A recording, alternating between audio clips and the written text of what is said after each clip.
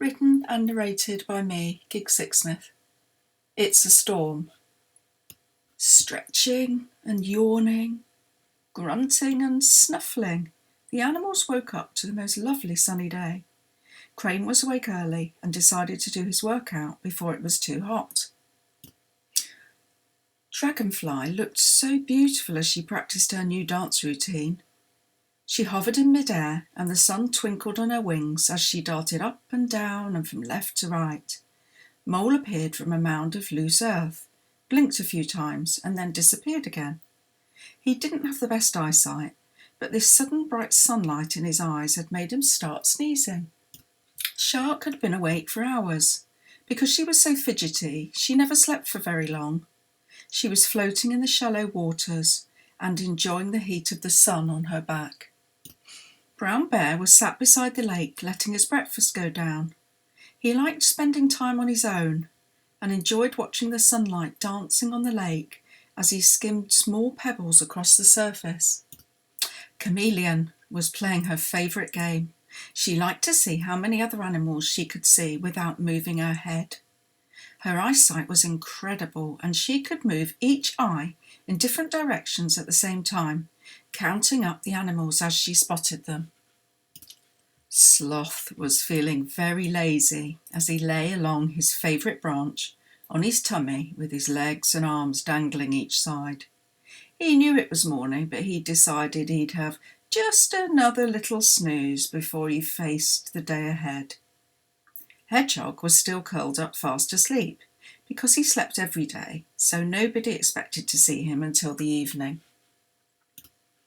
It was so hot that Dragonfly was exhausted after just a few minutes dancing. She called out to Crane as he glided past on his way to say hello to Shark. Deciding she would like to go along too, she hopped onto his outstretched wing to make the journey easier in the heat. There was a funny game that Crane and Shark liked to play together sometimes, and Crane thought it may cool them down today. He swooped down and landed as gently as he could onto Shark's back in the shallow water, still making her jump. He then told Dragonfly to hold on very tight. Shark started to swim out to sea, getting faster and faster. Crane loved water skiing smoothly over the waves and the feeling of the cool sea breeze rushing through his feathers. By the afternoon, the animals were feeling hot and sticky and had no more energy for any games. It was still only afternoon, but they noticed that the sky was becoming darker. Surely it wasn't bedtime already. A warm wind was starting to blow, and the animals were feeling confused. Crane flew up high to see if he could make sense of it. The wind became stronger the higher he flew, and began to blow him into the distance as he struggled to fly. Suddenly, the sky lit up and a huge crack of thunder sent the animals rushing in all directions. Crane shouted to them to go to their homes quickly and to stay there. "It's a storm! It's a storm!" They heard his voice echo across the land. Hedgehog had been woken suddenly by this loud crack of thunder. He didn't like the look of this dark sky and howling wind at all. He curled up again into a tight, spiky ball and rolled back under a big bush where he felt safe. Mole stayed underground and was busy digging down, down, down, deeper than ever before. Chameleon was as stiff as a statue as she clung tightly to her branch. Without even trying, she started to change colour. Once she was the same colour as the leaves and branches around her, and almost invisible, she felt much safer. Brown Bear climbed quickly up high into the treetops where he sat under a thick roof of leaves, peeping out at the dark sky. Even though he was big and strong, he was frightened of the storm. He could hear himself growling as he took deep breaths and tried to stay calm. Shark was thrashing through the water, swimming deeper and deeper out to sea to find a safe place away from the storm. As Dragonfly watched Shark disappear, she turned and flew as fast as she could to the safety of a big hollow in a tree. There was another flash of lightning, followed by a loud crack of thunder. Although the animals were back home and safe, They were still feeling frightened by the storm raging outside. The days were still so gloomy and dark that they wondered if things would ever feel the same again. Even animals who were with their families felt lonely sometimes because they missed their normal days and they missed seeing their friends. Although Dragonfly was safe in her hollow, she was worried about Crane and hoped he hadn't become lost in the storm. Then the rain started. It rained and rained and rained. The animals thought it would never stop. The storm went on for so many days they lost count. Brown Bear was so glad he'd had such a big breakfast beside the lake, because he decided he'd go back into hibernation until this horrid storm passed. The storm winds were so strong that whole trees were blown over and some animals' homes were flooded.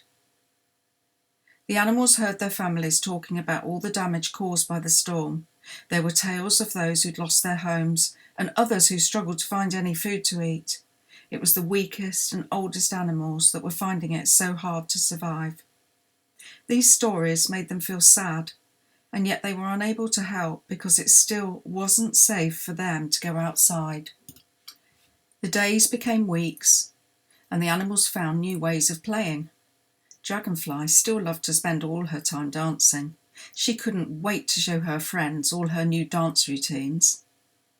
Mole discovered a new hobby, quite by accident, as he was helping his family to clear mounds of wet soil out of their underground den. Using his big paddle feet, he found himself moulding the clay-like soil into the most beautiful sculptures. Using her long, sticky tongue, Chameleon had managed to collect enough leaves and berries to not only feed herself, but to make some stunning collages on her tree trunk.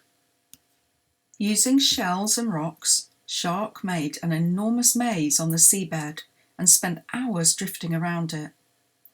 Sometimes seaweed would tickle her tummy as she swam, and this made her giggle. Finally, the day arrived when the sun shone brightly, and for the first time in so long the animals felt hopeful. As they peered out from the safety of their homes, they were able to see quite a few other animals out and about again. They too were allowed to step outside for a short time. As nice as it was to have this freedom again, they still felt nervous as they saw all the damage that had been caused by the big storm.